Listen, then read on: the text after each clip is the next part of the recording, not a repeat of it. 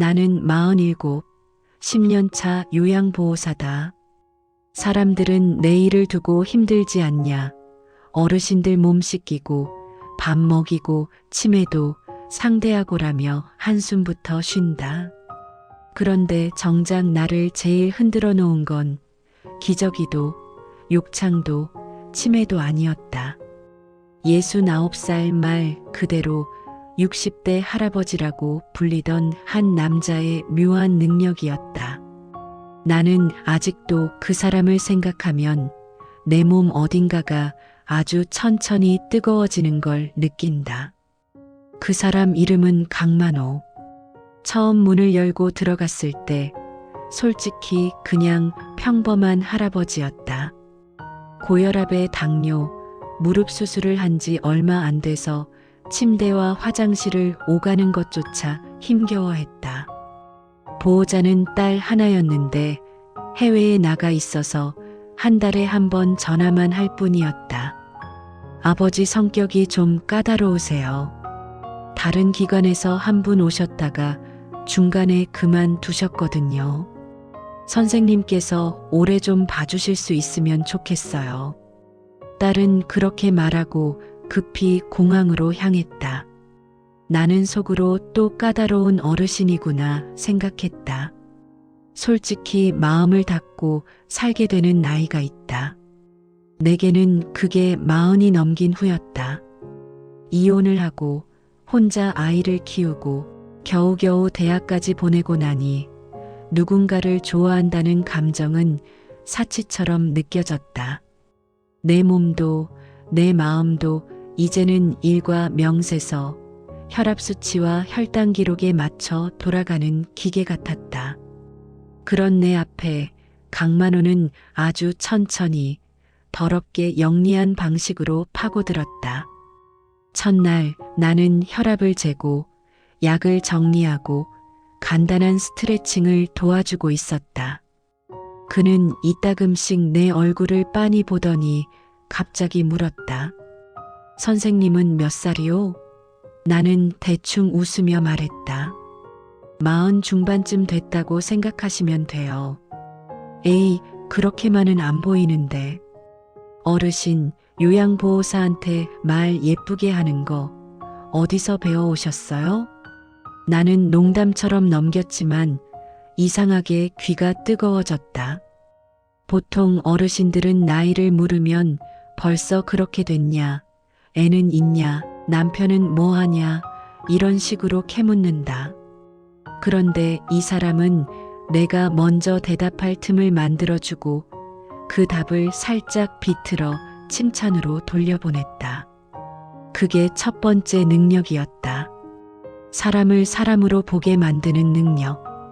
둘째 날엔 내가 팔 운동을 도와주고 있었다. 팔을 들어 올렸다 내릴 때마다 팔뚝에 힘줄이 도드라졌다. 아이고 어르신, 팔에 힘이 생각보다 좋으시네. 내가 그렇게 말하자 그는 킥 웃더니 거꾸로 내 손을 가볍게 잡아 끌어당겼다. 선생님 힘이 더 좋겠지. 내 팔은 말이야. 옛날에만 좀 썼지. 요즘엔 쓸 일이 없어서 말끝이 묘하게 늘어졌다. 그 짧은 순간 그의 손가락이 내 손등을 스치며 그대로 멈춰 있었다. 나도 모르게 손을 빼야겠다는 생각이 들었다가 딱 한두 박자 늦게 움직였다. 그 사이 그의 눈빛이 내 눈을 스치고 지나갔다. 아, 이 사람 일부러 그러는구나. 그때 처음으로 느꼈다.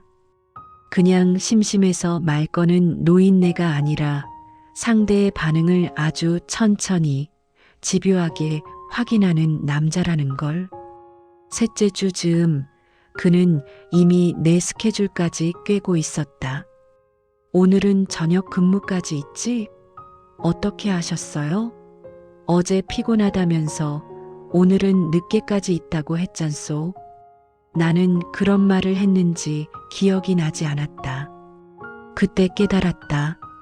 나는 환자들 말을 귀로만 듣고 흘려보냈는데 이 사람은 내 말 하나하나를 다 저장해 두고 되짚고 있었다. 저녁 식사 후 설거지를 마치고 거실을 정리하는데 그가 말했다. 선생님, 피곤하면 조금 앉아서 쉬어요. 나이 든 사람 옆에 있으면 젊은 사람 기운이 금방 빠져나간다더라고. 나는 웃으며 받았다. 저 지금 젊다고 해주시는 거예요? 응, 나한텐 그래. 여자가 말이야, 몸이 좀 힘들어도 눈이 반짝이면 아직 젊은 거지. 그가 그렇게 말하며 내 눈을 똑바로 바라보는데 이상하게 숨이 조금 막혔다. 나한테 젊다는 말을 마지막으로 해준 사람이 언제였던가. 전 남편은 술에 취해 싸우다가 너도 늙었다는 말이나 꺼냈었고 아들에게 예쁘다는 말을 바라기엔 너무 커버렸다. 그날 집에 돌아가 샤워를 하는데 욕실 거울 속 내 눈동자가 유난히 또렷해 보였다. 입술에 굳은 살처럼 붙어있던 주름들도 조금은 덜 깊어 보였다. 뭐야, 내가 왜 이러지? 샴푸 거품을 헹구면서도 이상하게 그의 목소리가 머릿속을 떠나지 않았다. 눈이 반짝이면 아직 젊은 거지. 나는 그 말을 기다리게 된 나 자신이 싫었다. 그를 만나러 가는 길, 평소보다 한 번 더 거울을 들여다보고 립밤을 한 번 더 바르고 머리를 한 번 더 매만지고 있는 내 모습이 웃기면서도 서글펐다. 요양보호사는 직업상 감정을 드러내면 안 된다고 배웠다. 선은 지켜라. 정은 주되 마음은 남겨둬라. 그런데 강만호 앞에서는 그게 잘 되지 않았다. 그의 두 번째 능력은 상대가 잊고 있던 여자로서의 자의식을 자꾸만 깨우는 거였다. 어느 날은 이런 일이 있었다. 침대에서 상체를 일으켜 세워드리고 상반신을 닦아드리려는데 버튼을 풀다가 셔츠가 조금 아래까지 내려가 버렸다. 내가 허겁지겁 다시 올리려 하자 그가 툭 내 말을 잘랐다. 선생님. 네. 창피한 건 나보다 선생님 아니오? 나야 늙어서 볼 거 없어도 선생님은 아직 남자 눈 신경 쓸 나이잖소. 순간 손이 멈췄다. 어르신, 그런 말씀하시면 안 돼요. 왜, 틀린 말도 아닌데. 그는 피식 웃었다. 선생님, 거울 보면 가끔 이런 생각 안 들어요? 아직은 괜찮은데 날 알아봐주는 사람이 없다 뭐 그런 거. 나는 그 말을 듣고 화가 치밀어 올라야 정상인데 이상하게 가슴이 덜컥 내려앉았다. 그건 내가 몇 번이나 거울 앞에서 스스로에게 했던 말이었기 때문이다. 아직은 괜찮은데 나를 여자로 봐주는 눈이 없다. 그는 어떻게 그 말을 내 입안에서 빼내온 걸까? 마치 내가 혼자만 알고 있던 허벅지 안쪽 멍자국을 손가락으로 콕 짚어낸 느낌이었다. 그날 밤 집에 돌아와 침대에 누워도 잠이 오지 않았다. 머릿속에는 온통 그의 말과 눈빛, 그리고 내가 그 말을 들으며 이상하게 숨을 삼키던 순간들이 떠올랐다. 이대로 가면 안 된다. 선을 그어야 한다. 나는 스스로에게 말했다. 다음 날부터 나는 말을 줄였다. 불필요한 농담에는 맞장구를 치지 않았고 일부러 눈을 피했고 팔이나 손목을 잡을 때도 딱 필요한 힘만 주고 바로 뗐다. 그러자 그도 조금은 거리를 두는 듯했다. 대신 다른 방식으로 다가왔다. 그의 세 번째 능력, 약한 척하는 능력이었다. 선생님, 요즘 잠이 잘 안 와. 자정 무렵 딸에게서 전화가 왔다. 선생님, 혹시 오늘 아빠 상태 어때요? 방금 전화 왔는데 숨이 잘 안 쉰다고 해서 나는 깜짝 놀라 다시 집으로 뛰어갔다. 늦은 밤 그는 거실 소파에 앉아 있었다. 숨을 크게 몰아쉬는 건 아니었지만 눈빛이 불안했다. 어르신, 어디가 안 좋으세요? 병원 갈까요? 그 정도는 아니고 그는 어깨를 으쓱했다. 그냥 요 며칠 자꾸 꿈을 꿔. 옛날 생각나는 꿈. 무슨 꿈인데요? 내가 한창일 때. 그 말에 내 목이 말랐다. 젊을 때 말이야. 내가 꽤 인기 있었어. 학교에서 애 엄마들이 왜 그렇게 나를 챙겨줬는지 몰라. 생일이면 케이크에 김밥에 그는 웃으면서도 그 눈빛 속에 묘한 그늘이 깔려 있었다. 그러다 나이 드니까 아무도 나를 남자로 보질 않더라고. 나도 감각이 다 죽은 줄 알았지. 나는 그의 말을 조심스럽게 들었다. 근데 말이야, 선생님. 그는 내 쪽으로 몸을 살짝 기울였다. 옆에 있으면 자꾸 옛날 감각이 돌아오는 것 같아서 겁이 나. 그 말이 떨어지는 순간 공기가 달라졌다. TV에서 흘러나오던 홈쇼핑 소리도 냉장고 돌아가는 소리도 멍해졌다. 나와 그 사이에는 손 한 뼘 남짓한 거리밖에 없었다. 그는 내 눈을 보지도 않고 손등을 쓱 스치고 지나갔다. 선생님이 답해줘요. 이게 나만 느끼는 건지 선생님도 조금은 불편한지. 나는 숨을 삼켰다. 솔직히 말하면 불편했다. 동시에 불편함 너머의 어떤 감정이 더 컸다. 누가 나를 이렇게까지 여자로 읽어준 적이 언제였던가. 그날 밤 집에 돌아와 샤워를 하면서 수도꼭지를 3개 틀어도 그의 손길이 지워지지 않는 느낌이었다. 뜨거운 물이 목덜미를 타고 내려가는데 거기 닿았던 그의 눈빛이 떠올라 소름이 돋았다. 이 사람 너무 잘 안다. 외로운 여자, 이혼한 여자, 40을 넘기고 아직도 젊다와 늙었다 사이에서 허우적대는 여자의 가장 약한 곳을 기가 막히게 알고 있었다. 그게 강만호의 4번째 능력이었다. 상대의 결핍을 기가 막히게 찾아내는 능력. 그래서 더 위험했다. 그렇게 서로의 거리를 줄였다, 느렸다 하던 어느 날 큰 사건이 터졌다. 병원 정기검진에서 그의 심장 상태가 좋지 않다는 결과가 나온 것이다. 의사는 말했다. 당분간 무리하시면 안 됩니다. 혈압 관리 잘하시고 심장 쪽으로도 부담을 줄이셔야 해요. 특히 흥분하시면 안 됩니다.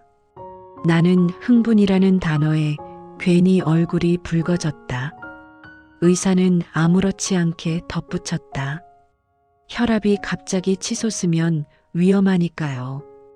감정적인 스트레스나 무리한 활동 다 조심하셔야 합니다. 집으로 돌아오는 길 그는 일부러 내 옆을 천천히 걸었다. 계단을 오르는데 숨이 조금 가빠 보였다. 어르신 괜찮으세요? 내가 팔을 잡자 그는 낮게 웃었다. 선생님이 옆에 있으면 괜찮다가도 더 안 괜찮은 기분이야. 무슨 소리예요, 그게. 나를 너무 살려놔서 그래. 이 나이에 다시 두근거리는 법을 알아버리니까 몸이 못 견디는 거지. 그 말에 웃어야 할지, 화를 내야 할지, 울어야 할지 모르겠었다. 어르신, 그런 말 이제 그만해요. 저도 힘들어요. 내 입에서 튀어나온 말에 우리가 동시에 멈춰섰다. 복도 불빛 아래 우리는 서로를 한참 바라봤다. 그 순간 진짜로 선을 넘어버릴 수도 있었겠다는 생각이 들었다. 그가 손을 뻗어 내 뺨을 만졌다면 내가 그 손을 뿌리치지 못했을 가능성이 더 컸을 것이다.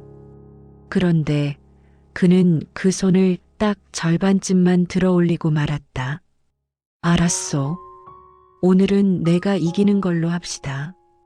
그는 웃으며 말했다. 선생님 힘들게 하는 건 우리 나이의 남자들이 해서는 안 될 짓이지. 그 말이 이상하게 더 위험했다. 나를 지키는 척하면서 나를 끝까지 붙잡아 두는 말. 나는 선은 안 넘을 테니까 선 경계선 위에서 계속 흔들겠다는 선언처럼 느껴졌다. 그날 밤 나는 오래 울었다. 이 남자가 싫어서 운 것도 아니고 좋기만 해서 운 것도 아니었다.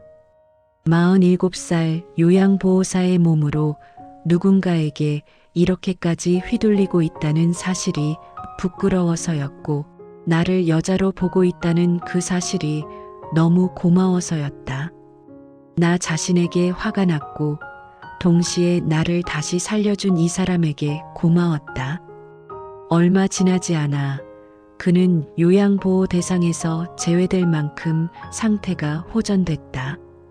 재활치료가 잘 되어서 이사 준비를 해야 한다고 했다. 선생님, 나 이제 딸네 집으로 올라가요. 여기서 버티다가는 나 선생님 때문에 심장 2번째로 터질지도 모르니까. 이삿날 나는 마지막으로 그의 집을 정리해 주었다. 냄비를 닦아놓고 서랍 속 약봉지를 정리하고 그의 옷들을 하나하나 접어 상자에 넣었다.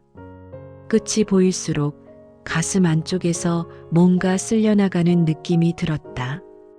현관 앞에서 그는 내게 봉투 하나를 내밀었다. 이게 뭐예요? 선생님 첫 월급보다 적을지도.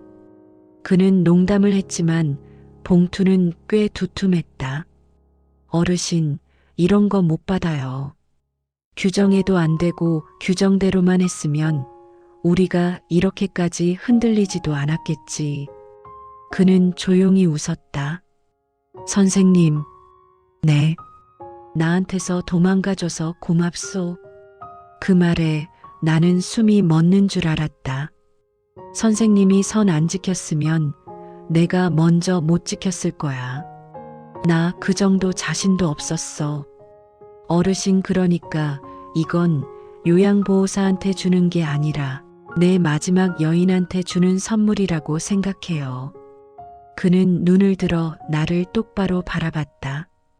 69살 남자의 눈빛이 그 어느 젊은 남자보다도 뜨거웠다.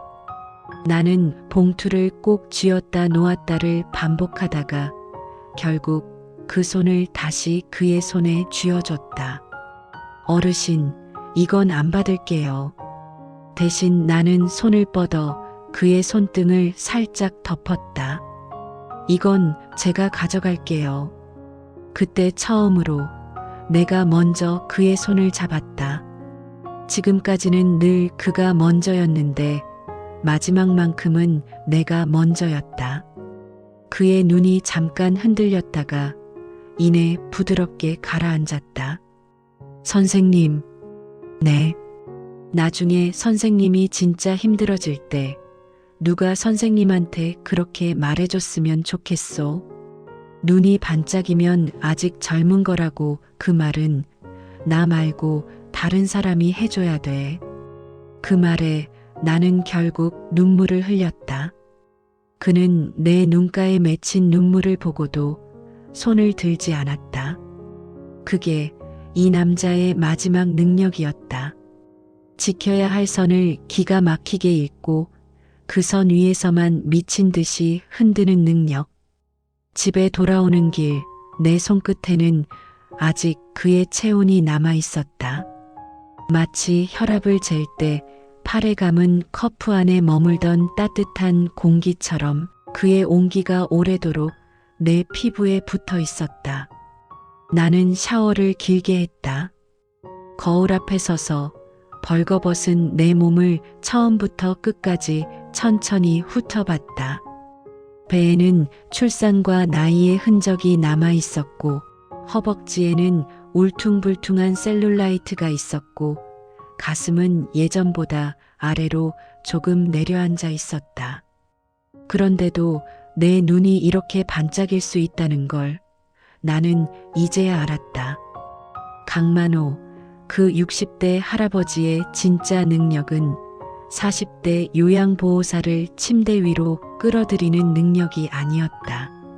그 선을 넘지 않고도 그 선 직전까지 데려가 숨이 차게 만들어 놓고 마지막에는 도망가줘서 고맙다고 말할 줄 아는 능력이었다.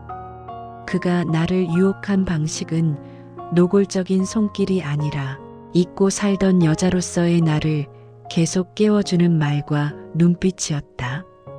그리고 끝까지 책임질 수 없는 선은 넘지 않는 절묘한 뒤끝이었다.